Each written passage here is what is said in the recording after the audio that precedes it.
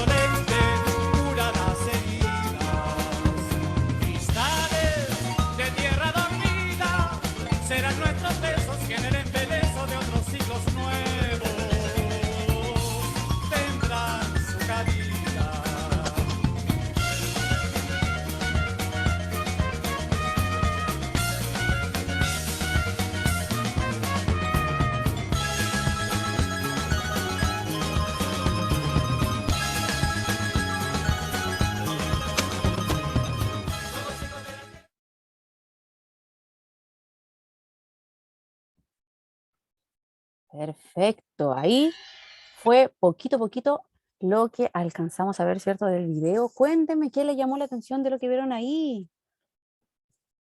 De los niños trabajando. Y Eso, que ¿cierto? los niños lo vieron igual que los adultos. Exactamente, los niños trabajando, No igual como si quisieron fueran trabajar adultos. igual que los adultos. De la pobreza. Y la explotación a las mujeres, aunque estuvieran embarazadas también. El horario de trabajo de 18 horas, que era horrible. Trabajaban mucho. No había Trabajaban higiene, una mucho. buena higiene tampoco. Al final terminaban trabajando solamente para comer y poder vivir. Exactamente. Eso no era trabajo. El De hacinamiento y repente, las malas de repente, condiciones de vida. las mujeres que trabajaban embarazadas. Las mujeres que trabajaban embarazadas y alguien dijo por ahí, eso no era trabajo, ¿cierto? Era explotación. Trabajaban, ni siquiera le alcanzaba para poder comer, de hecho los niños no les pagaban. Exactamente. Terminaron siendo esclavos al final. Sí, pues los niños se trataban como esclavos y con alcohol les mataban el hambre. Claro, como eran menores de edad, no tenían que recibir un salario, ¿cierto? No era necesario o era obligación pagarles un salario. Muy bien, muy bien. Ya, vayan apagando sus micrófonos para que no se nos acople, ¿ya? Seguimos entonces, apagando micrófonos, eso, para que no se acople. Entonces, excelente, ahí estuvimos viendo en el video un poquito, ¿cierto? Como una pincelada de todo lo que hemos visto estas clases, de este descontento de los trabajadores, de las injusticias de los trabajadores. Todo eso fue acumulándose y nos fuimos acercando poco a poco a lo que podríamos llamar la cuestión social, que es lo que vamos a comenzar a ver el día de hoy. Entonces, hoy día vamos a analizar las características de la cuestión social así tal cual, ya en Chile, por supuesto. Y para eso, como siempre, nos ubicamos, ¿cierto?, en el tiempo. Yo les traigo aquí la línea de tiempo como todas las clases, ¿cierto? Y aquí podemos identificar más o menos a lo que podríamos llamar nosotros cuestión social, desde donde parte este proceso, siempre partiendo, ¿cierto?, del fin de la Guerra del Pacífico por estos nuevos territorios, ¿cierto?, que Chile gana a través de esta guerra, y es donde comienza toda esta revolución del salitre, ¿cierto? Ahí aparece el auge del salitre, la invención del salitre sintético que nos lleva, ¿cierto?, a la ruina, a la cesantía, al hambre. Apagando micrófonos. Y por supuesto, no se preocupe, la gran depresión, ¿cierto?, económica y el fin del auge salitrero, ¿ya? Recuerden que la invención del salitre sintético es uno de los grandes factores. También la Primera Guerra Mundial, ¿cierto?, que ya no se necesitaba tanto salitre, y por supuesto con el salitre sintético a bajo costo no había por dónde perderse. Por lo tanto, la economía de Chile se va a pique, ¿ya? Y es ahí donde nace y donde aparece estos primeros movimientos sociales, estos primeros movimientos de los trabajadores por esta desesperación, esta rabia, ¿cierto?, esta injusticia de vivir en estas precarias condiciones. Y yo les traje otro video, lo vamos a analizar todos juntos y luego lo vamos a comentar. Atención. Este lo vamos a leer todos juntos, ¿ya? La cuestión social en Chile. Vayan apagando micrófonos. Hacia fines del siglo XIX se configuran varios elementos para señalar los problemas sociales. Atención. La cuestión social, así se llamaba, ¿cierto?, este proceso en Chile. Pero, ¿qué era la cuestión social? Dice aquí que era un conjunto de problemas que afectaban a los trabajadores a finales del siglo XIX y principios del siglo XX. Ahora vamos a ver los problemas que existían. Miren, en la Pampa Salitrera los obreros no tenían derechos laborales. El pago de sus salarios por fichas, como habíamos visto en clases anteriores. Las ciudades, el proletariado urbano vive en conventillos, que los vamos a conocer, ¿ya? ¿Cómo era la situación del proletariado? Vayan ahí ustedes observando.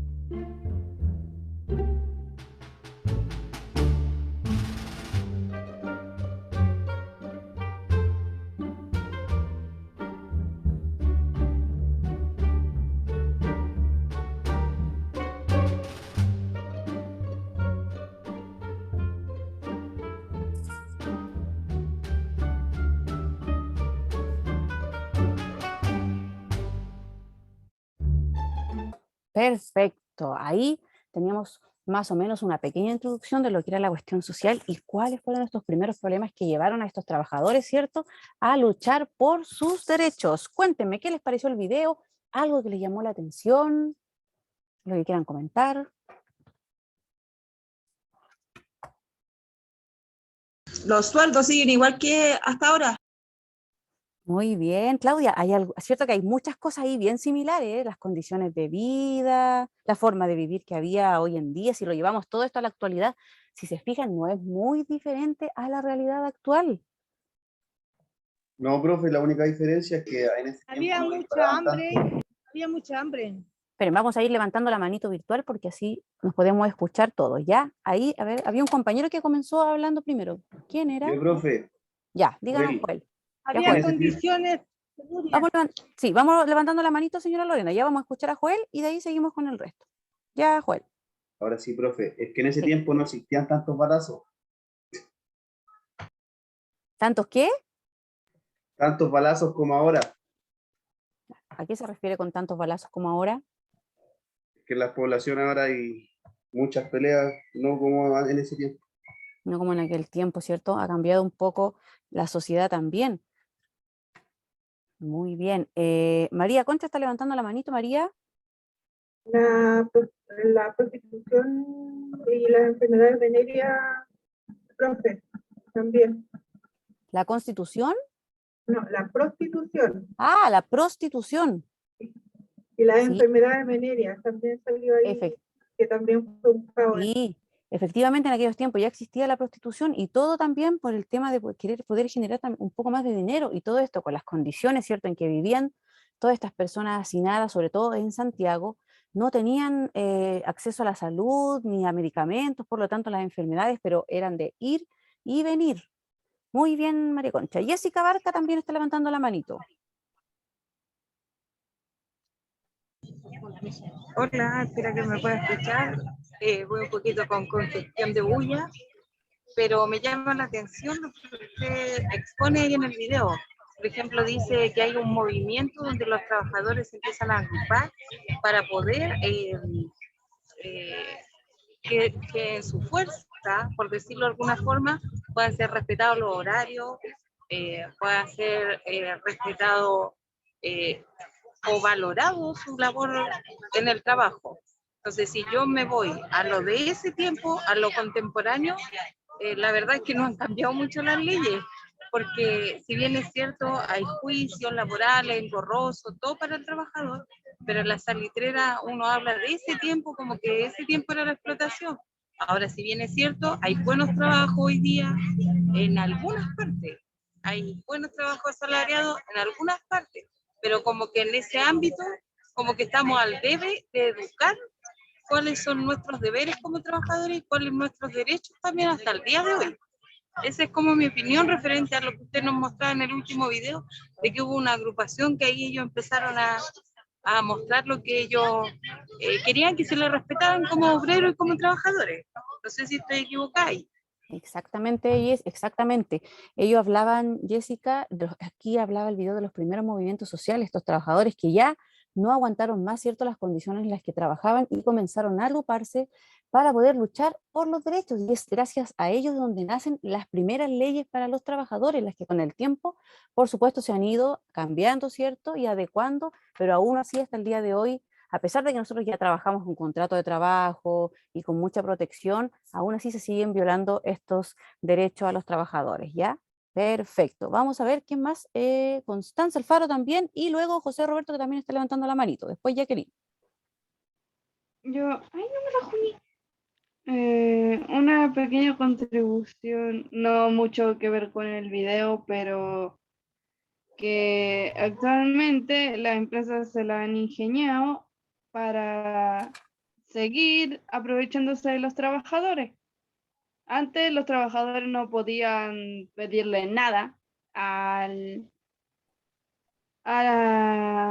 sistema de leyes que había en ese tiempo, pero ahora las empresas igual se las arreglan. Es cierto eso, Constanza. De hecho, ellos casi contratan abogados especialistas en código del trabajo. porque muchas veces los trabajadores estamos como aburridos de ciertas cosas y uno demanda al empleador y ellos tienen personas pero especializadas para poder ganar, ¿cierto? Todos estos casos respecto o estas denuncias que los trabajadores hacen a sus empleadores. Así que con el tiempo, a pesar de todo, no mucho ha cambiado, ¿ya? Sí hemos avanzado, pero siempre se podría mejorar mucho más. ¿Quién más ahora? ¿Don José? Sí, Ya. una acotación, que antiguamente uno no podía reclamar, uno no podía exigir sus derechos laborales, y si lo hacía y el patrón te amarraba, te encadenaba y no tenía ahí alimento durante una semana, 2 semanas, y ese es el castigo que le daban, por eso nadie alegaba. Claro, la gente vivía con miedo, ¿cierto? Vivía con miedo, con ese miedo latente de que cualquier cosa les podía pasar si ellos alegaban. Por lo tanto, no era fácil llegar y paralizar todo y juntarse, ¿cierto? Y comenzar ahí a luchar por los derechos. Fue una decisión bien grande que tomaron todos estos trabajadores. Debe haber sido tanto el cansancio, ¿cierto? Y el hostigamiento que existía, que ellos comenzaron a agruparse para poder luchar por sus derechos. Muy bien, muy bien. De Tengo hecho, también...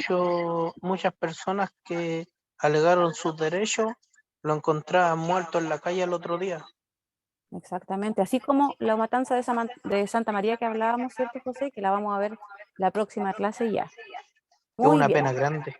súper. Santa María Iquique. Santa María, en el colegio, sí, en la escuela de Santa María, que Sí. todavía funciona ese colegio, solo que se quemó y tiempo después de la matanza y se volvió a edificar, pero el colegio todavía está. Así que ahí vamos a contar la próxima semana la historia y tenemos unas fotos bien increíbles también al respecto. Ver ¿Ya? la Ya, seguimos entonces avanzando, no se preocupen los que no alcanzaron a opinar porque hay más cosas para poder opinar entre todos, ¿ya? Entonces, Profe, disculpe, ¿sí? pero mire, hay una cosa muy importante con respecto a lo que usted estaba diciendo y estaba mostrando. Dígame. Los compañeritos igual hablan con respecto importantísimo de los derechos del trabajador, los derechos laborales, pero yo quiero mostrarles también y compartirles que desde que estaba el tiempo de la salitrera hasta el día de hoy, hay muchos pueblos en Chile que no tienen agua potable y que no tienen alcantarillado. Yo conozco Domeico, Freirina, Cachiyuyo, son pueblos en el norte que todavía van camiones al aljibe y les venden el agua y el agua es carísima. Ellos no tienen baño, tienen baños de pozo. Es horrible y estamos viviendo en el año 2021 Claro. y todos los privilegios que nosotros tenemos viviendo en las ciudades, ellos hoy día aún no los tienen. Chile en el norte es muy pobre, en el sur también. Entonces, no ha cambiado nada, nada, porque no todos los chilenos gozamos de esas comodidades que es un derecho que debiéramos tener. Entonces, han evolucionado algunas cosas, pero hay otras que siguen igual y no han cambiado y no van a cambiar. Entonces, por eso yo le tengo tanta poca fe a todo lo que se haga, a todos los candidatos que se presenten, porque el robo va a ser el mismo, porque nunca se van a hacer cosas por la gente, por la población, por la pobreza. Es horrible ver cómo la gente tiene que acarrear tarros de agua para poder tener una taza de té caliente y no tienen baños. Viven igual como vivían esos obreros hace cuántos años atrás y la gente en el norte vive exactamente igual. Y siguen siendo ellos héroes porque siguen sobreviviendo a esto. Entonces no ha cambiado nada, profe, nada. Claro, muchas gracias Jacqueline ahí por su intervención, efectivamente, así es muchachos, la verdad que uno plasma y cuenta todo esto, sí, estamos hablando 100, 200 años atrás, pero efectivamente las cosas no han cambiado, sí evoluciona el país, la tecnología, pero aún así, como dice la compañera, existen lugares en donde todavía, ¿cierto?, se vive esta precariedad, todavía los recursos, ¿cierto?, del país se venden a las mismas personas que viven en el país, que es un derecho, el agua, la luz, todos esos minerales, ¿cierto?, que deberían ser recursos gratuitos para todos nosotros, no es así. Lamentablemente así ha sido, comienza, ¿cierto? Nosotros empezamos a conocer este Chile cuando se inició hasta ahora, e imagínense todas las cosas que no han cambiado con el tiempo, sigue todo tal cual, ¿ya? Pero nunca hay que perder la esperanza, yo tengo la esperanza de que sí las cosas pueden cambiar, poco a poco, pero van a cambiar, ¿ya? Depende solamente de nosotros, ya. Vámonos entonces, volvamos al tema, ¿cierto? ¿Qué es la cuestión social en sí? Entonces aquí tenemos la definición más o menos de lo que es la cuestión social. Dice, como cuestión social se conoció el conjunto de problemas de trabajo, vivienda, higiene y salud de los obreros, causada por la migración de personas del campo, ¿cierto?, a la ciudad buscando estas mejores condiciones de vida, ¿ya?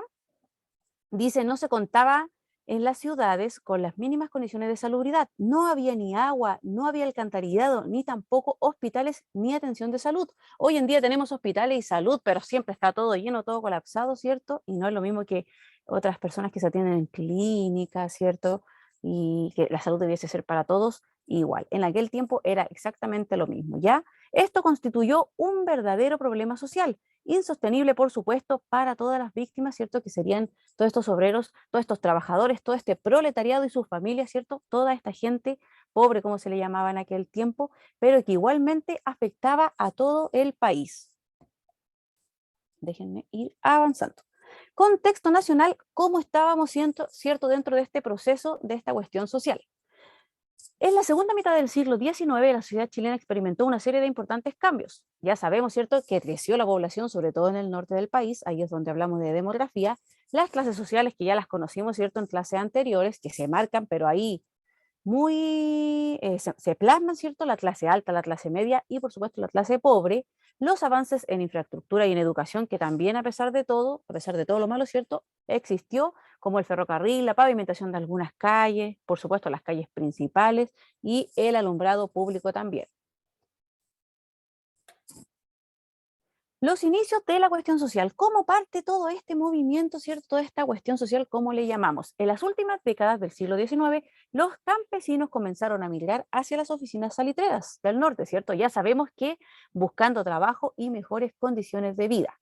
Pero existía un grave problema. Las ciudades, por supuesto, no estaban preparadas para albergar a tanta población. Las ciudades no estaban hechas para ello, no habían tantas casas, no habían tanto espacio, ¿cierto?, para todas estas familias que llegaban buscando nuevas oportunidades, ya que no contaban con las condiciones adecuadas. Uno de los primeros en identificar este problema fue el médico Augusto Orrego, quien publicó un artículo que llamó la cuestión social. Miren, ahí ya parte más o menos desde dónde, ¿cierto?, se da este nombre a este problema social. Los actores sociales del periodo. Estaba la oligarquía, que ya la conocemos, los sectores medios, ¿cierto?, en donde destacan estos profesionales, comerciantes, y también los sectores populares, que estaba construida, ¿cierto?, casi por todos los obreros, los campesinos y todo el proletariado en general. ¿Ya? Así más o menos eran los sectores sociales. Tanto la industrialización como la urbanización y el fenómeno salitrero contribuyeron a las modificaciones de una manera de vivir de los sectores populares. Luego dio un giro importante y llegaron a convertirse en los protagonistas del periodo. Imagínense, a principio no se pescaba, ¿cierto? No se llamaba la atención a toda esta gente pobre, a todo este proletariado, ¿cierto? Pero después ya con todos estos movimientos pasan a ser, pero los protagonistas, los más importantes de estos movimientos, ya encontrando una identificación muy clara como grupo social y por supuesto luchando por ser incluidos, ¿cierto?, en las decisiones del país y en la vida política nacional. La vida de los sectores populares. ¿Cómo vivían estas personas, ¿cierto?, estos pobres o estos rotos, como le decían la clase alta o la oligarquía? Gracias al crecimiento económico que comienza a vivir el país, vienen de la mano con el desarrollo de otras actividades económicas, como los artesanales y por supuesto la industria. Recuerden que estábamos ahí en medio, ¿cierto?, de la industrialización, de esta revolución industrial que llega también a América. Por supuesto viene desde Europa, las que concentraban en la ciudad de Santiago, Valparaíso, Iquique y Concepción. Estas ciudades eran las ciudades, por decirlo así, más importantes de Chile, ya donde se concentraba la población y también el desarrollo económico. Por lo que estas ciudades son atractivas para los campesinos y las personas que viven en zonas rurales, ya en el sur y lugares así. Pero las ciudades, como les decía, no estaban preparadas para recibir tal cantidad de nuevos habitantes, por lo que a los alrededores de estas comenzaron a florecer ranchos o pequeños campamentos. Miren, aquí es donde nace también estas tomas, ¿cierto? Las tomas que conocemos hoy en día nosotros parten así, parten con este cambio demográfico, ¿cierto? Con este aumento de población, como no existía un lugar propicio para que ellos pudiesen vivir, la gente comenzaba a vivir a los alrededores, armaba ahí casitas, ¿cierto? De cartón, madera o lo que encontraban, y comenzaban a vivir sin agua, sin luz, sin servicio de alcantarillado, sin nada. Y así es como nacen estos conventillos, miren, que eran viviendas colectivas instaladas en casas unifamiliares, adaptadas para tal fin, ya generalmente en mal estado. Eran casas, ¿cierto?, de algunos personajes de la clase alta que ya no vivían ahí, casonas gigantes, inmensas, y que hacían estas personas, ¿cierto?, las agrandaban, hacían más piezas, dividían varias piezas, y ahí en cada habitación dormía una familia completa. Su característica principal era que cada familia disponía, miren, de una pieza que daba a un pasillo o a un patio, que eso era en común, ¿ya? En el que ocasionalmente existía una fuente de agua y un servicio higiénico colectivo para todos, que les decía yo. Imagínense la forma de vivir que tenían. Recuerden que en aquel tiempo las familias eran numerosas, no existían familias de un hijo, 2 hijos, estamos hablando de 5, de 10 hijos. Así que imagínense todos ellos viviendo hacinados en una casona, en una sola pieza. También existieron los ranchos. Fueron viviendas construidas con tablas, con piedras o también con barro, ya en los límites de la ciudad. A esto es lo que nosotros llamábamos los campamentos, que nosotros podemos conocer hoy en día, ¿cierto? Estas tomas también.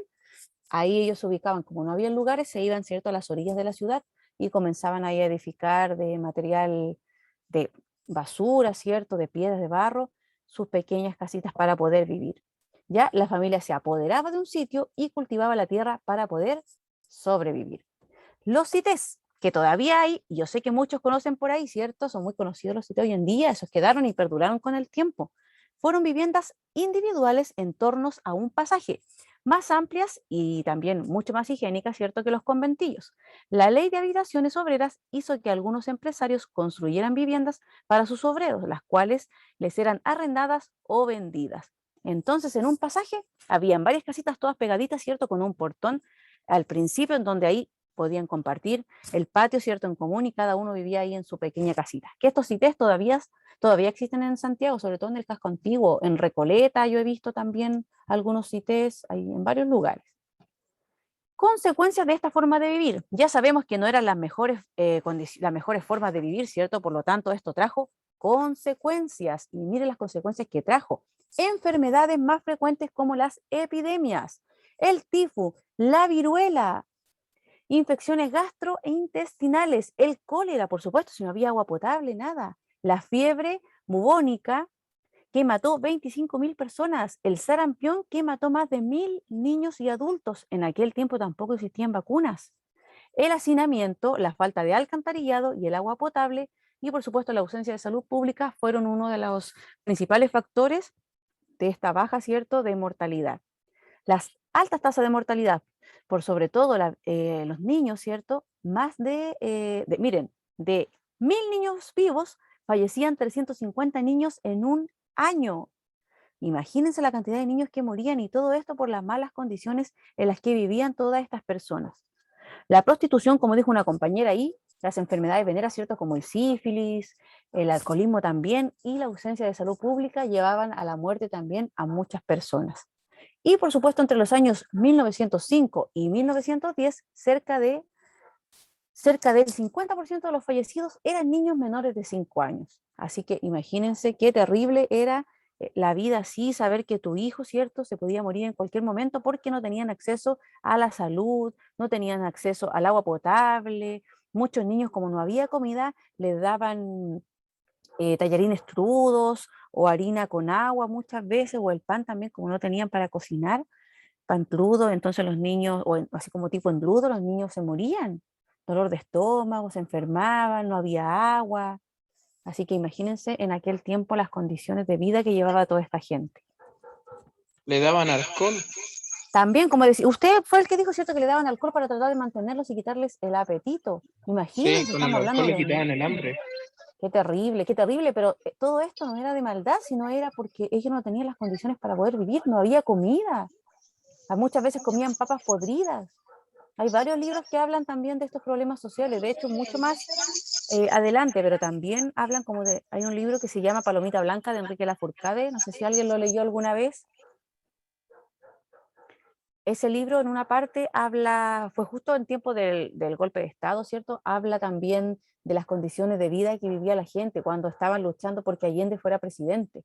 Y ahí existían muchos campamentos y en muchas poblaciones la gente no tenía para comer, no había comida, no había agua, no había nada.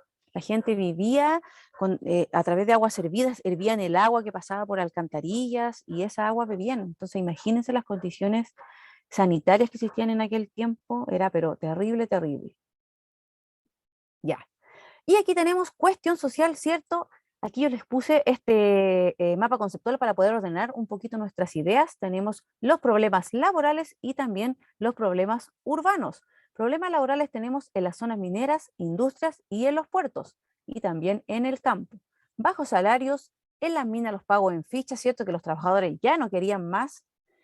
La ausencia de las leyes laborales y el mantenimiento del inquilinaje. Ya tenían que darle de comer a toda esta gente que trabajaba, por lo tanto no era muy rentable para los dueños de empresas y de las industrias. Nos queda menos de un minuto, profesor Sebastián, ¿le parece si terminamos la clase y volvemos a entrar rapidito para que no se nos vaya a cortar? Sí, totalmente de acuerdo, ya. Ya, Finalizamos ahora esta sesión y volvemos a ingresar nuevamente. Ya, finalizamos y volvemos a entrar todos. Ya. Nos vemos de Perfecto. inmediato.